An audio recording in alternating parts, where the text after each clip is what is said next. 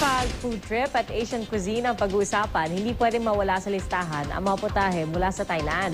At katunayan, hindi na dapat lumabas ng bansa para lang makatikim ng authentic Thai food dahil may patok ngayon na Thai restaurant sa Marikina na swak sa bulsa. Balitang hatid ng kapuso nating si Mikael Daes.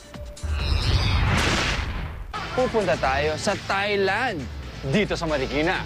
Ito, Krung Thai in Marikina. Subukan natin. 1996 nang itinayo ang Krung Thai, isang restaurant na ang specialty ay Thai food. Saan ka pa? Panlasang Thailand sa puso ng Marikina Public Market. Origin namin talaga ng from Thailand at hindi mo masyadong mahal presyo namin. Start from 99 pesos hanggang 300 pesos lang pang Pinoy price. Ang mga best seller dito ay Pad Thai, bagoong rice with Thai salad, Thai fried chicken, at syempre, ang kanilang ipinagmamalaking authentic Tom Yum.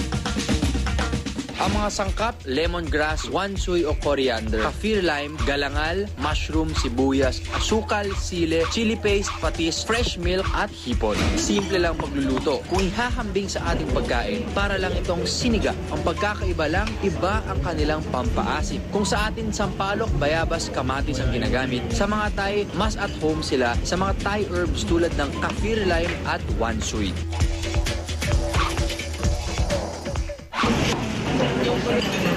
Alam niyo naman, mahilig ako bumiyahe, pero hindi mo kailangan lumabas ng Pilipinas para makakain ng pagkain kakaiba o international.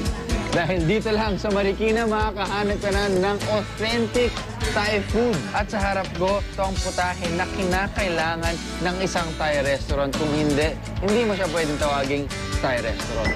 Ang tawag sa putaheng ito ay Tom Yum.